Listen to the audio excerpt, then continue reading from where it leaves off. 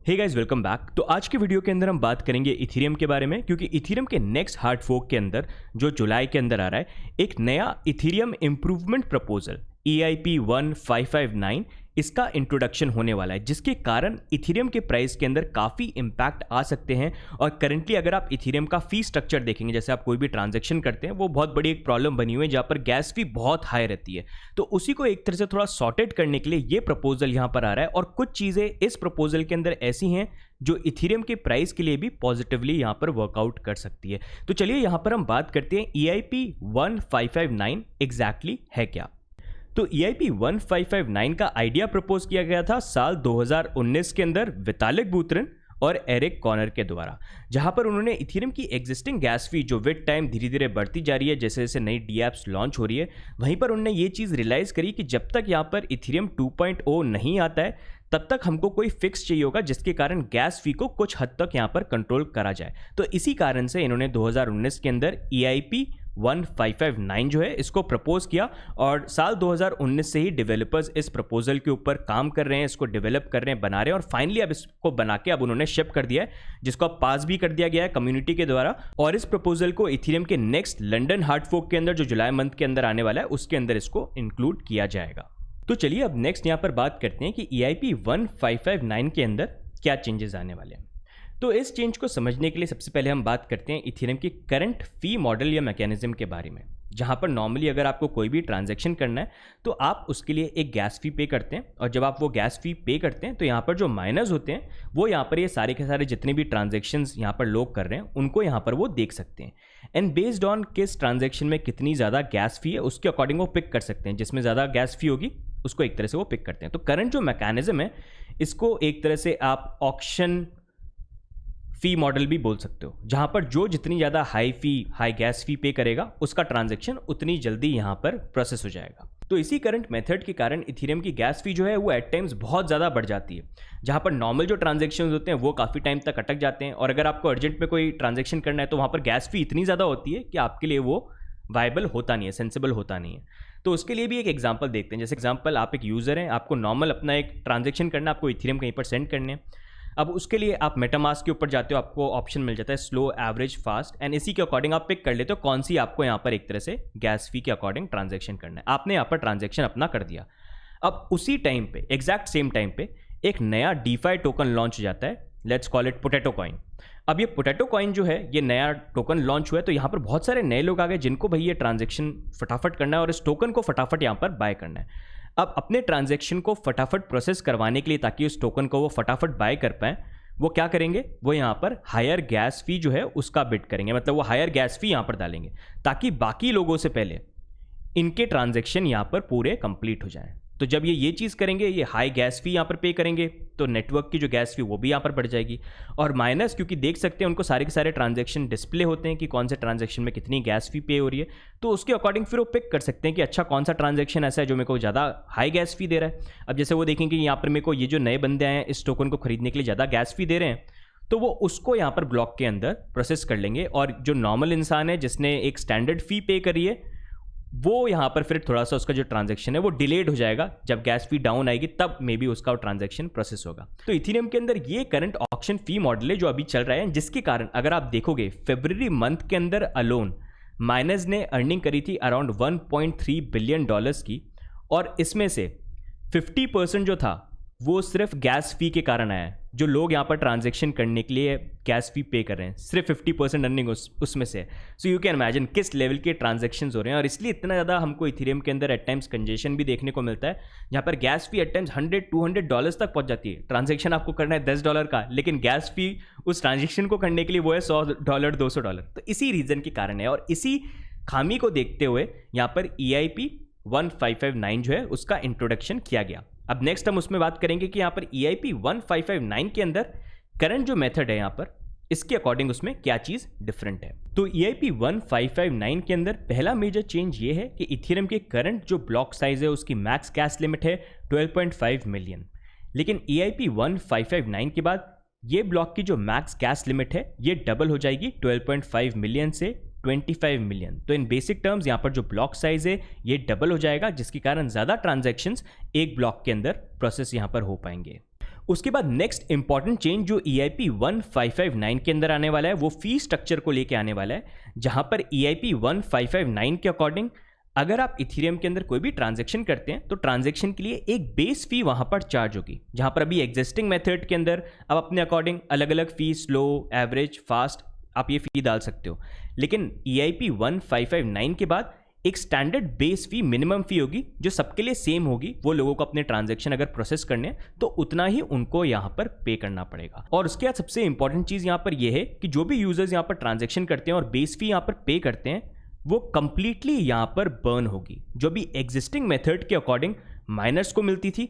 लेकिन अब EIP 1559 के बाद ये जो बेस फी है ये माइनर्स को नहीं मिलेगी, ये सीधे स्ट्रेट अवे बर्न होगी, जिसके कारण इथीरियम की सर्कुलेटिंग सप्लाई के अंदर से भी इथीरियम जो है वो यहाँ पर रिड्यूस होंगे, क्योंकि वो कंप्लीटली यहाँ पर बर्न हो जाएंगे, मार्केट में वापस सेल करने के लिए नहीं आएंगे माइनर्स के द्वारा। और उसी के साथ यहाँ पर EIP 1559 के अंदर माइनर टिप का भी इंट्रोडक्शन किया जाएगा, जो भी करंटली इथीरियम के अंदर एग्जिस्टिंग मॉडल है उसी तरह का ऑलमोस्ट ये सेम है, जहाँ पर अगर आप कोई ट्रांजैक्शन करते हैं तो आप बेस फी तो आपको पे करनी पड़ेगी, ये तो मिनिमम फी है जो स्ट्रेट अवे जाके बर्न हो जाएगी। लेकिन अगर आप और उसको फास्ट करवाना चाहते हैं तो आप वहाँ पर माइनर टिप को भी ऐड कर सकते हैं।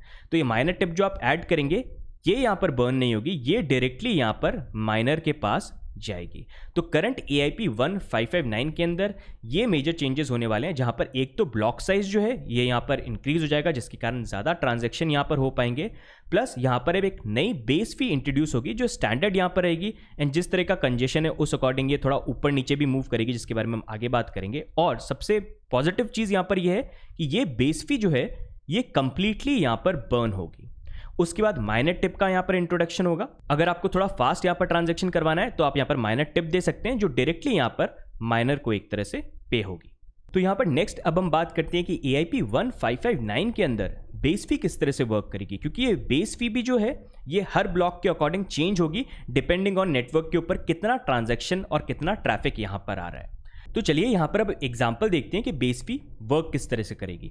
तो जैसे यहाँ पर एक नया ब्लॉक है, इसका फॉर एग्जाम्पल हम बेस फी मान लेते हैं $1।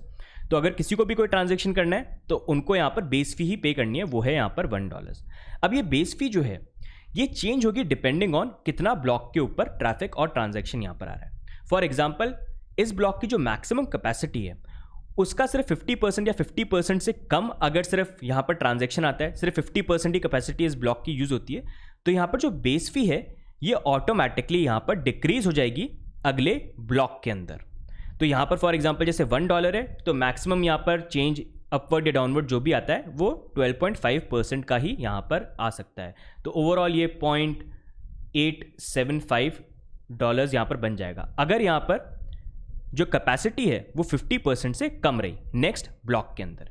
सिमिलरली यहाँ पर आप ये मान लीजिए ये ब्लॉक की जो बेस फी है वो $1 है और यहाँ पर नॉर्मल बेस फी चल रही है, और एकदम से यहाँ पर DeFi का एक नया टोकन है पोटैटो टोकन जो यहाँ पर लॉन्च हो गया, जहाँ पर नए लोग आए हैं जो यहाँ पर फटाफट अपने ट्रांजैक्शन को करना चाहते हैं। अब वो यहाँ पर बेस फी को तो पे कर ही रहे हैं जो बाकी नॉर्मल लोग भी कर रहे हैं, लेकिन क्योंकि वो अपने ट्रांजैक्शन को और फास्ट करवाना चाहते हैं तो वो यहाँ पर माइनर टिप भी दे सकते हैं कि भाई थोड़ा सा जल्दी कर दो, तो माइनर टिप वहाँ पर यहाँ पर ऐड कर सकते हैं।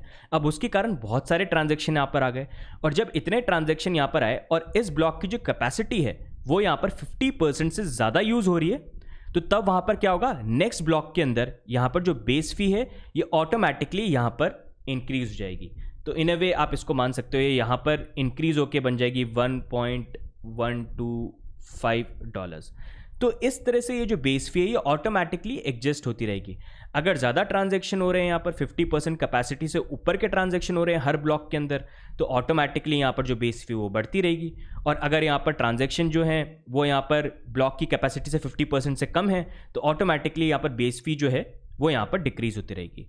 एंड सबसे इंपॉर्टेंट चीज़ यहाँ पर ये है कि जो भी यहाँ पर बेस फी आती है वो कंप्लीटली यहाँ पर बर्न होगी। जो अगर यहाँ पर माइनर टिप अलग से लोग पे कर रहे हैं अपने ट्रांजैक्शन को प्रोसेस करवाने के लिए, ये तो यहाँ पर माइनर्स को मिल जाएगी, लेकिन जो बेस फी है जो हर किसी को ट्रांजैक्शन के लिए पे करना पड़ेगा वो कंप्लीटली यहाँ पर बर्न हो जाएगी और सर्कुलेटिंग सप्लाई से बाहर निकल जाएगी। तो बेसिकली EIP 1559 के अंदर यही चेंजेस यहाँ पर आने वाले हैं, और इसको मोस्टली जितनी भी कम्युनिटी में लोग हैं वो सब इसको सपोर्ट कर रहे हैं, B it developers B it projects, क्योंकि उनके लिए इथीरियम पे गैस फी एक बहुत बड़ी प्रॉब्लम बन गई, जिसके कारण प्रोजेक्ट्स भी उस तरह से एक्सपैंड नहीं कर पा रहे हैं। तो इसलिए वो भी चाहते हैं कि हाँ गैस फी इथीरियम पे कम हो तो it will be better for everybody.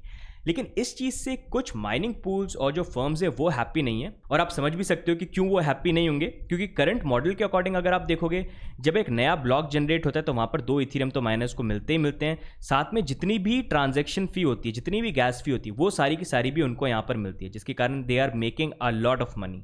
लेकिन अगर यहाँ पर EIP 1559 आ जाता है तो नया ब्लॉक जनरेट होने पे 2 इथीरियम तो इनको मिलेंगे ब्लॉक रिवॉर्ड। लेकिन ट्रांजैक्शन फी की जब बात आती है तो यहाँ पर सिर्फ उनको माइनर टिप ही मिलेगी, जो यहाँ पर कुछ लोग पे करेंगे। बेस फी जो है, जो हर ट्रांजैक्शन के लिए मिनिमम यहाँ पर चार्ज होगी, वो उनको यहाँ पर नहीं मिलने वाली है, वो कंप्लीटली यहाँ पर जाके बर्न हो जाएगी। तो इसी कारण से माइनर्स के लिए करंट जो यहाँ पर मॉडल है वो काफी बेनिफिशियल और प्रॉफिटेबल है। लेकिन यहाँ पर जब EIP 1559 आ जाएगा तो वहां पर इनका ट्रांजैक्शन फी के अंदर जो एक्स्ट्रा इनकी अर्निंग हो रही थी उसमें कुछ यहाँ पर कमी हो जाएगी। तो इसी कारण से अभी माइनिंग पूल्स के अंदर भी कम्युनिटी थोड़ी सी बटी हुई है, क्योंकि ये जो EIP 1559 है ये लंदन हार्ड फोक के अंदर इंप्लीमेंट होगा, जो जुलाई के अंदर आने वाला है इथीरियम के लिए। तो वहाँ पर जो माइनिंग पूल्स हैं वो यहाँ पर एक तरह से इस हार्ड फोक को एक्सेप्ट करेंगे या डिक्लाइन करेंगे। अभी कम्युनिटी थोड़ी यहाँ पर स्प्लिट है। काफ़ी मेजर अगर आप पूल्स देखोगे तो यहाँ पर वो इस हार्ड फोक को सपोर्ट कर रहे हैं कि हाँ we are okay with it, हम उसको एक्सेप्ट करेंगे। लेकिन काफ़ी बड़े पूल्स यहाँ पर ऐसे भी हैं जो इस चीज़ को अपोज कर रहे हैं कि नहीं, इस प्रपोजल से हम हैप्पी नहीं हैं।